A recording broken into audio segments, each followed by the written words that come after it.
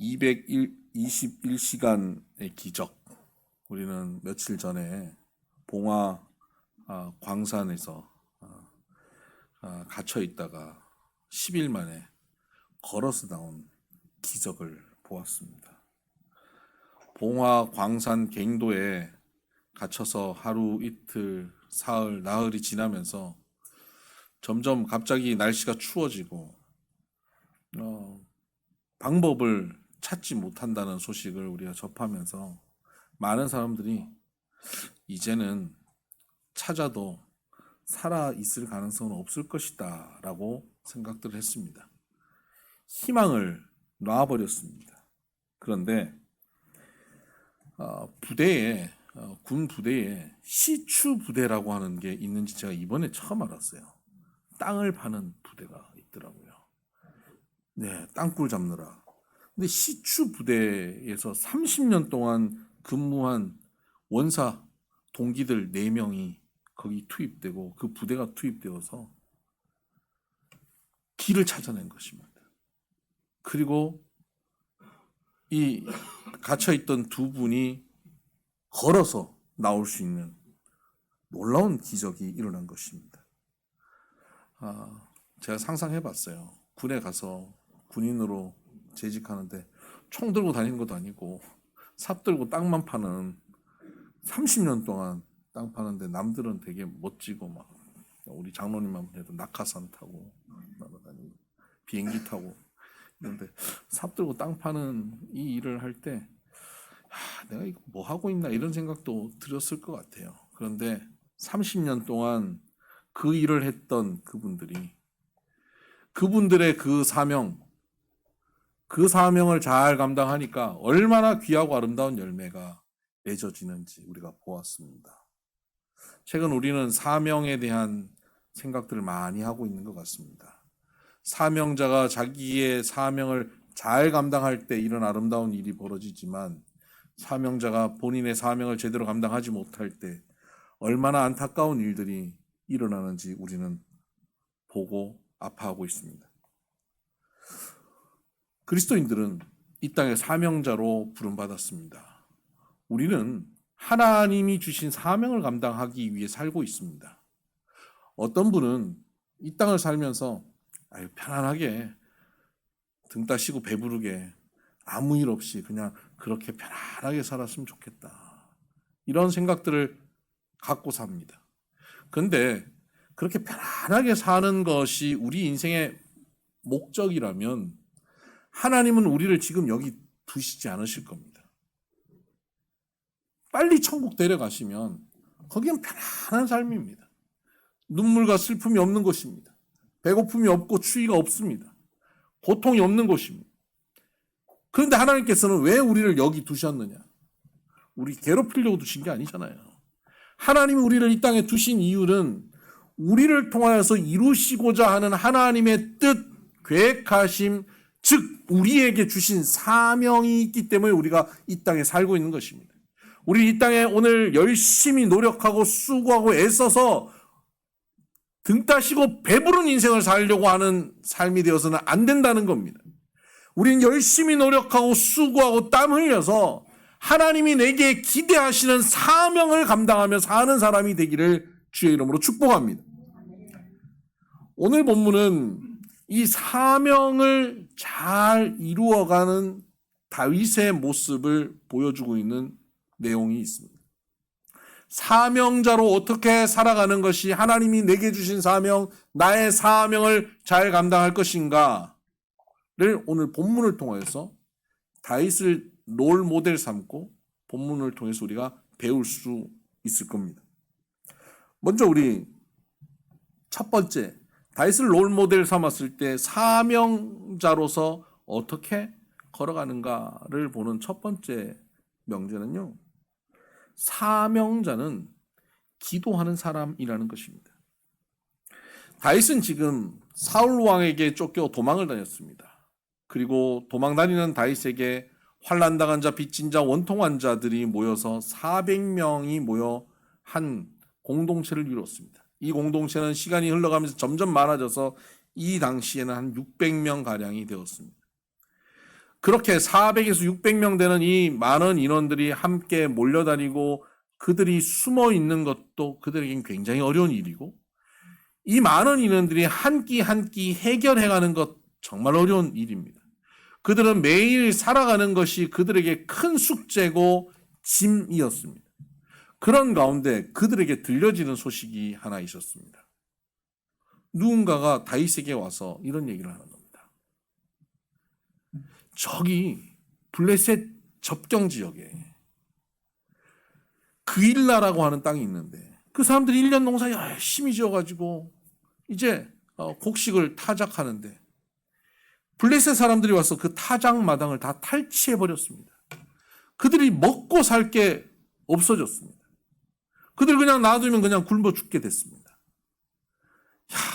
참 안타까운 일입니다. 이 일을 어떻게 하면 좋겠습니까? 여러분, 이 일을 어떻게 하면 좋겠습니까? 어떤 사람은 그런 얘기를 들으면 에이, 안타깝다. 근데 뭐 어떡하겠어. 뭐 그게 그들의 팔짱 가보지 하고 안타깝다. 혀만 쯧쯧 차고 많은 경우들이 많죠. 또 어떤 사람은 야, 그런 얘기를 왜 나한테 해? 부담스럽게. 아, 나 못 들었어. 나는 안 들어. 못 들은 척 해버리는 경우들. 또 어떤 사람은 그런 일이 있다고. 내가 당장 달려가서 도와야지. 막 달려가는 겁니다. 막상 달려가니까 할 게 없어요. 내가 뭘 해줄 수 있는 일이 없는 거죠.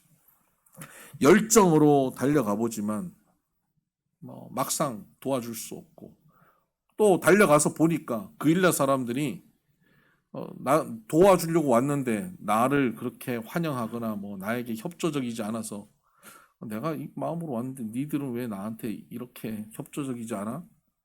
그러면서 도움이 필요 없으면 말아. 그러고 열정이 금방 또 식어서 돌아가 버리는 그런 경우들도 있을 수 있습니다. 실제로 23장 전체를 보면 그일라 사람들이 나중에 보면 다윗에게 그렇게 협조적이지 않고 감사하지 않는 모습들을 봅니다. 그러니까 다윗이 그렇게 열정으로만 달려갔으면 사명을 감당하지 못했을 겁니다. 근데 다윗은 그일라 사람들의 이야기를 듣고 난 다음에 하나님 앞에 기도합니다. 2절을 보십시다. 이에 다윗이 여호와께 묻자와 이르되 내가 가서 이 블레셋 사람들을 치리이까? 여호와께서 다윗에게 이르시되 가서 블레셋 사람들을 치고 그일라를 구원하라 하시니. 그는 그일라의 소식을 듣고는 하나님께 물었습니다.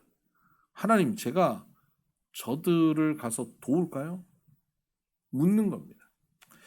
여러분, 어떤 문제가 생기고 어떤 부담스러운 일들이 있을 때 그걸 회피하거나 또는 내 경험이나 상식이나 능력이나 열정을 가지고 그냥 달려가는 것, 이 둘 다 사명자의 자세는 아닙니다. 하나님이 사명자로 세운 하나님의 사람들은 그런 문제들이 들려지면 그때 어떻게 해야 되냐면 기도해야 합니다. 이것이 하나님께서 내게 주시는 사명인가? 하나님이 내게 뜻하신 바가 여기 있는가? 아무리 불쌍하고 아무리 돕고 싶은 마음이 들어도 하나님께서 내게 말씀하시고 내게 사명을 주셔야 가는 거예요. 아무리 내가 거기를 도울 마음이 없어 라고 생각해도 하나님이 내게 사명을 주시면 순종해야 되는 것이죠. 그 사명자는 하나님께 물어야 됩니다. 여쭈어야 됩니다. 기도하는 거예요. 기도는 내 뜻을 하나님께 계속 요구해서 내 뜻을 하나님께 관철시키는 것이 기도가 아니라 하나님의 뜻이 무엇인지를 여쭙고 그 뜻이 나를 통하여 이루게 하는 것이 기도예요. 그래서 하나님 앞에 여쭙는 겁니다. 그랬더니 하나님께서 가라. 이것이 내게 주는 사명이다라고 말씀하시는 거죠. 제가 예전에 미국에서 목회하고 있을 때였습니다. 2012년이었는데 2011년이었는데 한국의 그 대구에서 한 중학교 2학년 남학생이 아파트에서 자살한 뉴스를 제가 접했습니다. 뭐 그런 일들이 뭐 흔히들 있었기 때문에 그냥 지나갈 수 있는 뉴스인데, 마치 그일라 소식을 들은 다윗처럼 저는 그 뉴스를 듣고는 하나님 앞에 엎드렸습니다. 기도했습니다. 근데 하나님이 제게 얼마나 슬픔과 아픔을 공감하게 하는지 몰라요. 제가 그 기사, 이름도 알지 못하던 그 한 아이, 얼굴도 알지 못하는 한 아이의 기사, 짤막한 기사 하나를 읽고 하나님께 기도하는데 너무너무 아프고 힘들더라고요. 그날 저녁 금요 기도회가 있었는데 우리 교인들에게 이 기도 제목들을 같이 공유하면서 얼마나 많이 울었는지 모릅니다. 그러면서 하나님께서 제게 사명을 주셨어요. 조국 땅 대한민국으로 돌아가서 청소년들을 살려라 라는 사명을 제게 주셨어요. 저는 미국에서 목회하고 있었고 미국에서 아이들 잘 키우고 있었고 미국에서의 삶이 평안했습니다. 그런데 하나님께서 그 마음을 주셨어요. 그리고는 그 다음 해 여름에 한국의 청소년 연합 수련회가 있었고 거기 강사로 저를 초청을 했습니다. 그래서 한국의 청소년들을 살리러 나가야겠다. 그리고 한국에 나왔습니다. 가족들과 함께 나와서 설교하러 나왔는데 하나님께서 돌아가기를 막아버리시더라고요. 비자 문제가 꼬여버리게 만드시면서 그때 제가 그랬습니다. 이 비자 문제 뭐 다시 변호사 쓰면 한 석 달 후에 다시 들어갈 수 있는 상황이었는데 그때 하나님께서 이것이 너의 사명이다 라고 말씀하시는 것처럼 들렸어요. 그래서 제가 미국에 전화로 연락했습니다. 나 못 돌아간다. 그리고 사임을 발표하고 그때부터 지금까지 안 돌아가고 있는 겁니다. 그러고 사명을 알고 여기서 시작을 했습니다. 그리고 필레오도 세워지고 다음 세대들을 키우는 일을 하게 된 것입니다. 여러분, 하나님께서 우리 각자에게 하나님의 사명을 주실 때가 있습니다. 우리 주변에 문제가 생기고 어려움들이 있을 때 그냥 달려가는 것이 아니라 하나님 앞에 엎드려 기도하며 하나님께서 말씀하시는 것을 들어야 합니다. 하나님 말씀 안 하시면 어떡하죠? 안 하시면 안 하면 되는 거예요. 하나님께서 말씀하셔요. 하실 것을 기대하고 기다리면 하나님께서는 반드시 사명에 대해서 말씀하십니다. 그럼 말씀하시면 그 말씀을 듣고 움직이면 되는 거예요. 그러면 하나님께서 그 사명을 감당하게 하시는 겁니다. 사명자는 움직이기 전에 기도하는 자가 사명자입니다. 두 번째, 사명자는 목표를 이루는 삶이 아니라 꿈을 꾸는 사람이 사명자입니다. 다윗은 지금 도망을 다니면서도 그는 도망 다니면서 겨우 생존하고 연명하는 것이 그의 삶의 전부가 아니었습니다. 그에게 있어서 정말 많은 에너지를 들이고 살아가는 것은 겨우 연명하고 생존하는 거예요. 동굴을 잘 찾고 그 동굴을 잘 은폐시키고 그리고 이 사람들을 먹이기 위해 또 다음날 식량을 준비하는 것. 이것은 다윗이 해야 되는 너무나 중요한 일이고 너무나 많은 에너지를 쏟아서 하는 일이 그것이에요. 그것이 당장 이 공동체를 먹여 살리는 단기간 목표예요. 목표를 설정하고 목표를 이루는 것, 그것 하기 위해서 열심히 살았을 것입니다. 그런데 사명자는 당장의 그 목표만 이루는 것이 사명자가 아니라 꿈을 꾸는 자가 사명자입니다. 다윗은 당장 먹고 사는 그 문제에 놓여 있었지만 다윗은 꿈을 놓치지 않았습니다. 다윗의 꿈이 뭡니까? 그것은 하나님께서 다윗에게 주신 꿈이에요. 왕이에요, 왕. 그러니까 그 꿈이 있으니까 저 멀리 그일라 땅의 사람들이 고통받는다는 소식을 듣고는 그렇구나 하고 지나가지 않아요. 그것에 대한 부담감을 느끼는 거예요. 거기에 뭔가 내가 도움이 돼야 될 것 같은 부담이 생기는 거예요. 말도 안 되는 겁니다. 지금 그일라는 블레셋 접경 지역에 있어요. 지금 유대광야 저 아래에서 유대광야에서 숨어있던 다윗이 그리로 나가서 그들을 돕게 되면 사울 왕은 다윗과 그 부하들이 나타났다는 소식을 바로 접하게 되는 겁니다. 그럼 앞에 블레셋이 있을 것이고 뒤에는 사울 군대가 쳐들어옵니다. 샌드위치가 돼버리는 거예요. 이거는 그냥 웬만큼 생각만 있어도 이건 내가 할 일이 아니다. 현실적으로 이건 내가 할 수 없는 일이다라고 이성적으로 받아들일 수 있는 그런 상황이에요.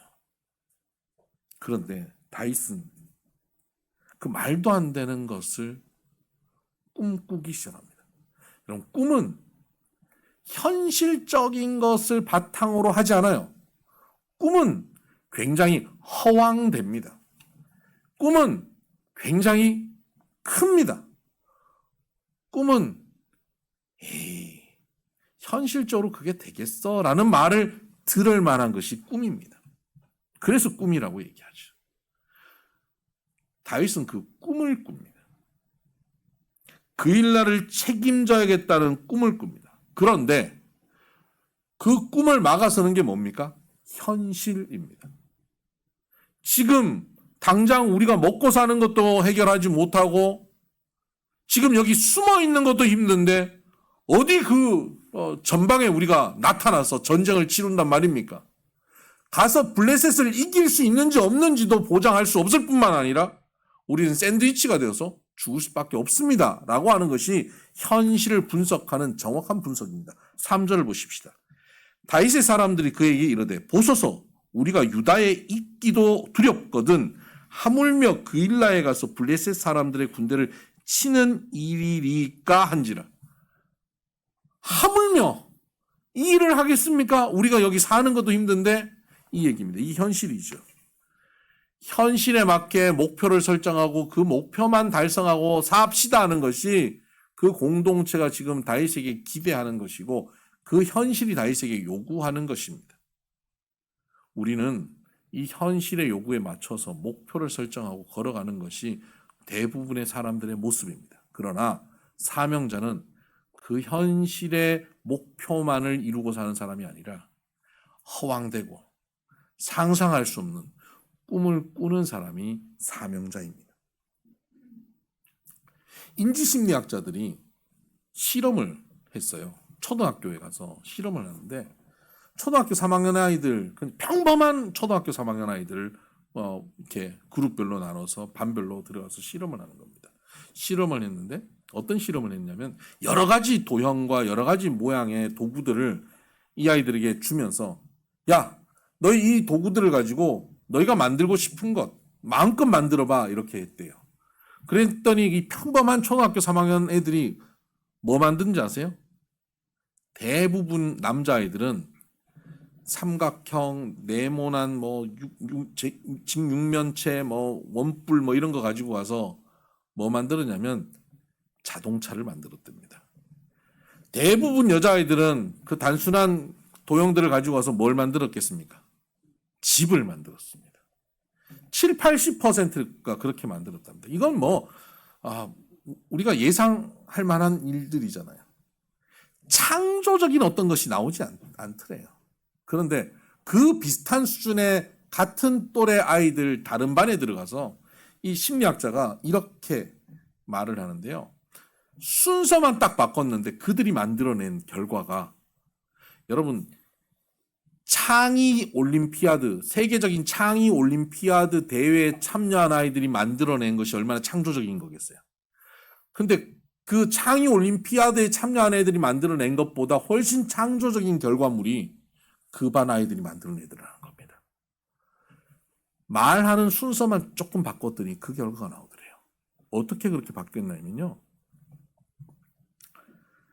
먼저 도구들을 먼저 보여준 게 아니에요. 도형이나 도구를 먼저 보여주지 않고 너희들 뭔가를 나라를 위해서 인류를 위해서 뭔가를 만들 거면 뭘 만들고 싶니? 라고 물었더니 에너지가 필요 없는 자동차요. 충전 안 해도 되는 휴대폰이요. 계속 날아다닐 수 있는 비행기요.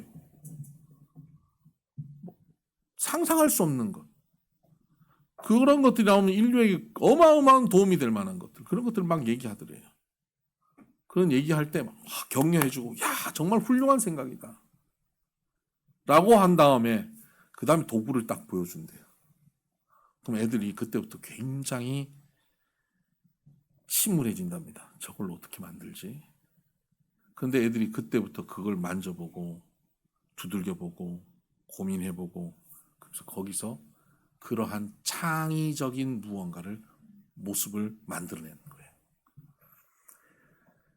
꿈을 먼저 꿨다는 겁니다. 이 인지심리학자는 바로 그 도구를 보기 전에 그들이 뭘 할까라고 했을 때는 뭐든지 할 것처럼 뭐든지 대단한 걸 만들어낼 것처럼 막 얘기한 그것이 바로 꿈이라는 거예요.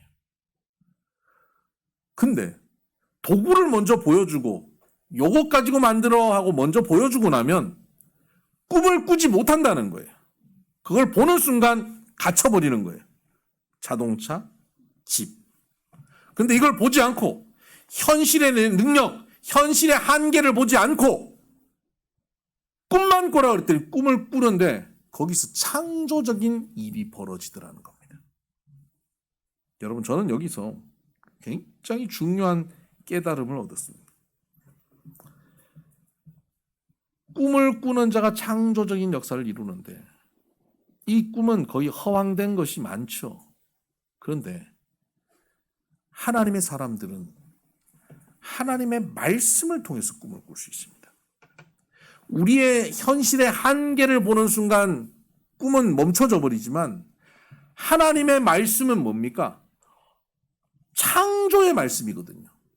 천지를 창조하실 때 하나님은 말씀으로 창조하셨습니다. 없는 중에 있는 것처럼 불러내시는 하나님의 역사가 말씀으로 이루어집니다. 그래서 우리가 말씀을 듣고 말씀을 귀 기울이고 말씀을 읽고 말씀을 묵상할 때 하나님의 창조의 역사가 우리 가운데 일어나기 시작하는 거예요. 우리를 붙잡고 있는 우리의 환경, 우리의 현실, 우리의 한계 속에 우리가 갇혀지지 않고 말씀은 우리로 하여금 상상하게 하고 꿈꾸게 합니다. 불가능을 가능하게 해요. 없는 중에 있는 것처럼 불러내시는 그 하나님의 역사가 바로 나에게 일어날 역사임을 기대하게 만들어버립니다. 이것이 꿈이에요. 이것을 성경은 소망이라고도 표현합니다. 이 꿈과 이 소망을 가지게 될 때 하나님의 창조의 역사는 저와 여러분 가운데 시작되어지는 겁니다. 말씀으로 꿈꿔야 합니다. 다윗은 그일라 사람들의 소식을 듣고 하나님 앞에 엎드려 구하였습니다. 어떻게 할까요? 그때 하나님께서 그에게 말씀하여 주셨습니다. 말씀할 때 이 허황한 꿈을 꾸는 거예요. 에이, 그 말도 안 돼요. 우리 형편에 그건 말도 안 돼요. 라고 그 현실의 벽에 부딪힐 만한 꿈을 다윗이 꿨다는 거예요. 모든 사람이 상식적이고 이성적이라면 꿀 수 없는 그 꿈을 다윗은 꿨다는 겁니다. 사명자는 그 꿈을 꾸는 자들입니다. 그 꿈이 어디서 옵니까? 말씀을 들을 때 오는 것입니다. 저와 여러분이 하나님의 말씀 안에서 이 꿈을 꾸고 말씀이 우리 안에서 창조의 역사를 펼쳐갈 수 있는 인생이 되기를 바랍니다. 마지막으로 사명자에게 요구되는 것은 능력이 아니고 순종입니다. 다윗의 부하들은 그 꿈을 듣고는 에이, 말도 안 됩니다. 우리가 생존하는 것도 힘든데 하물며 그들을 도와요? 말도 안 됩니다라고 막아섰습니다. 현실의 벽 앞에 꿈이 좌절될 상태입니다. 여러분, 우리의 꿈과 현실이 이렇게 괴리감을 가질 때 어떻게 해야 합니까? 적당하게 타협점을 찾아야 됩니다. 그래, 말도 안 되는 거야. 그러면 우리의 현실의 상황에서, 우리의 한계 가운데서 그일라 그 사람들을 도울 수 있는 방법은 뭘까? 그일라의 사람을 보내가지고 정말 힘든 사람들은 이 유대 강야로 오게 합시다. 그일라 난민을 받읍시다. 난민촌을 형성하고 그들이 우리와 함께 먹고 살게 해주고 그 1년이 지나서 다음 해에 돌아가서 살 수 있도록 길을 열어줍시다. 이게 합리적인 방안이에요. 그런데 사명자는 그렇게 하지 않습니다. 사명자는 내 능력을 가지고 능력으로 이 사명을 감당하는 게 아니에요. 내 능력에 맞추어서 하나님이 내게 주시는 꿈, 사명을 타협하고 조율하고 줄여가지 않아요. 사명자는, 다윗은 어떻게 하냐면 4절을 보십시다. 4절. 다윗이 여호와께 뭐라고 합니까? 다시 묻자온대. 다시 묻습니다. 여호와께서 대답하여 이르시되 일어나 그 일나로 내려가라. 내가 블레셋 사람들을 내 손에 넘기리라 하시니라. 다윗은 하나님께 다시 물었습니다. 사명자가 현실의 벽 앞에 부딪히면 능력을 어떻게 키울 것인가, 능력을 어디에서 가져올 것인가, 아니면 내 능력에 맞추어서 사명을 축소시킬 것인가, 이렇게 생각하는 게 아니라 사명을 주신 하나님 앞에 다시 묻습니다. 하나님, 그 일날을 가서 돕는 것이 정말 하나님의 뜻입니까? 이것이 사명이 맞습니까? 라고 묻는 것입니다. 현실을 다시 파악하는 것이 아니라 하나님이 주신 사명이 진짜 내게 주신 사명인지를 재확인하는 것입니다. 하나님이 주신 꿈이 하나님이 내게 주신 꿈인지 내 착각인지 다시 재확인합니다. 그리고 재확인이 되고 나면 그 다음에 뭘 합니까? 그저 순종할 뿐입니다. 왜냐하면 이 사명을 주신 분이 하나님이시라면 그 사명에 순종해 갈 때 거기 필요한 능력은 하나님이 주시기 때문입니다. 나를 부르시고 나를 사용하시겠다고 하신 하나님이 외면하지 않기 때문이에요.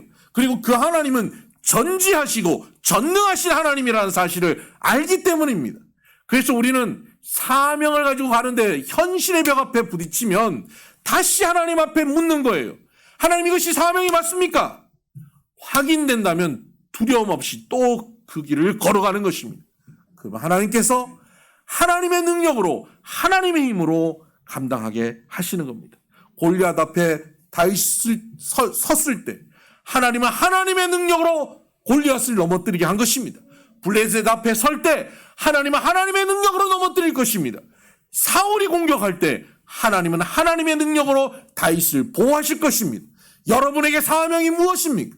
하나님이 여러분에게 주신 사명이 뭡니까? 여러분의 능력의 한계 가운데 그 사명을 외면할 것입니까? 그 사명을 축소할 것입니까? 한계가 있어도 하나님 앞에 또다시 물읍시다. 하나님, 이것이 제게 주신 사명입니까? 그렇다면 순종하겠습니다. 순종하는 자에게 하나님은 하나님의 능력을 공급하셔서 그 사명을 감당케 하실 겁니다. 기도하십시다.